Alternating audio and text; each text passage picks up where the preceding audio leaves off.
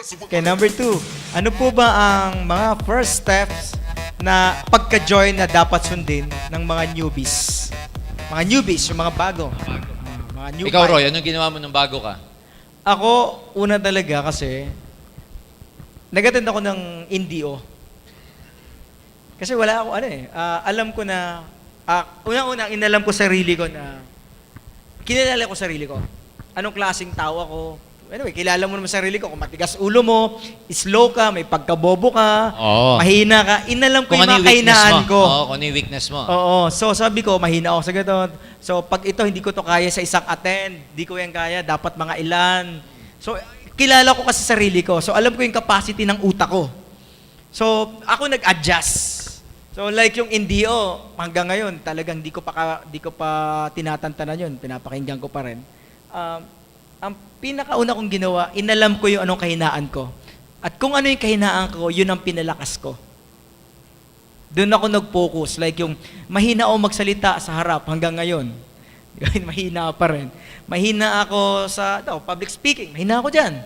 So, dapat pinag-aralan. Kaya, sir, that time, talagang may room ako. Naglagay din ako sariling opisina. Mayroon din akong whiteboard. So, di ba, nagsasalita ako mag-isa. Di ba? Oo, ang audience ko, yung pinsan lang ko, pinapakorek ko yung mga mali. Lahat kinukorek kasi lahat mali. Di ba, mga ganun. Right, so, simple lang. Lahat na alam kong mahina ako, alam kung saan ko dapat yung butas, yun ang tinatapalan ko. Kumbaga, yun ang pinapalakas ko. Hindi ako naging denial na, ay, magaling ako dyan, alam ko yan. Ang pinakauna kong talaga, tinanggap ko anong kahinaan ko, weaknesses ko, doon ako nag-focus para palakasin. Tama. Ako ganyan din, no? When I started, pinag-aralan ko munang mabuti kasi hindi ko alam eh. So, ang weakness ko, hindi ko siya gamay. So, kailangan mong aralin. Kaya if you're gonna ask me, ano yung first step talaga as newbie, pag-aralan mong mabuti. Marketing plan, product demo, NDO, ASAP. Second step, pag alam mo na, go with the skills. Ano ba yung skills na tinuturo sa NDO? Maghanap ka ng prospect. Mag-invite ka, mag-recruit ka. Dala ka ng tao sa office. Kung hindi mo kayang dalhin sa office, sama mo yung upline mo, sama mo sa prospect mo. Ito lang naman ang skills eh. Prospecting, recruiting or inviting, presentation, OPP. Ang OPP, iba-iba yung version, di ba? Pag nag-invite kayo, iba-iba yung version. Nag-invite ka sa office, nag-invite ka sa center, nag-invite ka for table presentation, nag-invite ka for home party. So, iba-iba. May skills na how to handle objection. Yes, sir. May skills na goal setting. Yes. May skills na follow-up. May skills na meeting after meeting. Sinasabi lahat sa NDO to. Now, gusto niyo ng tip paano kayo gagaling dito? Gusto niyo ng tip paano kayo gagaling sa mga yon? Yes. Ang isang bagay, pag paulit-ulit mong ginagawa, dumadali at gumagaling ka. Yun lang yun. Wala nang ibang solusyon. Ang isang bagay, pag paulit-ulit mong ginagawa, dumadali. Dahil dumadali, gumagaling ka.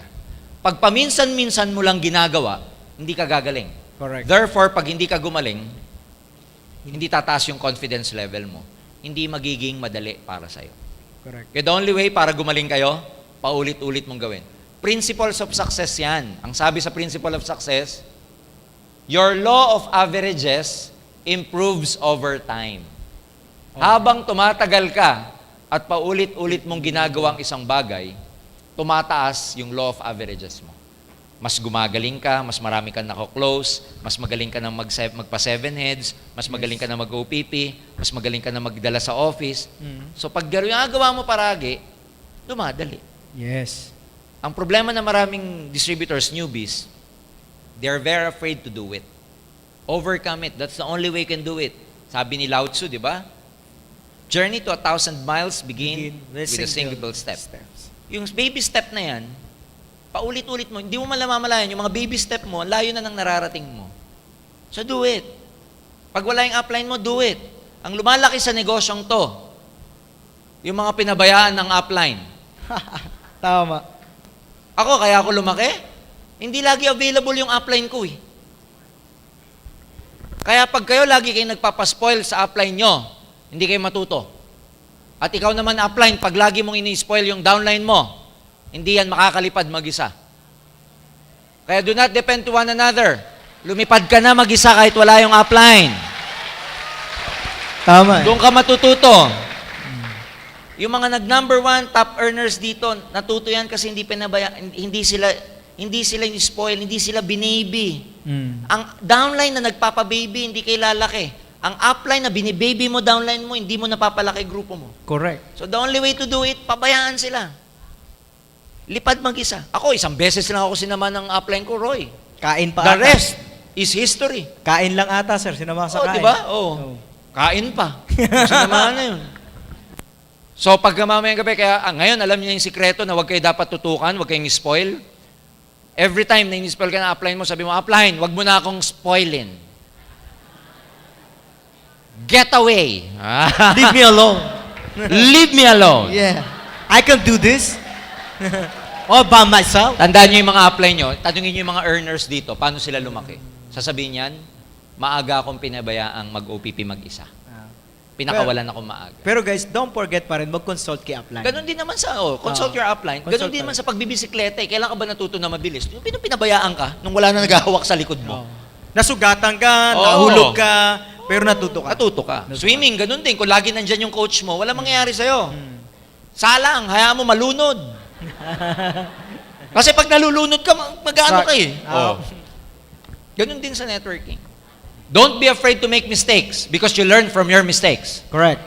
Huwag kayo matatakot magkamali.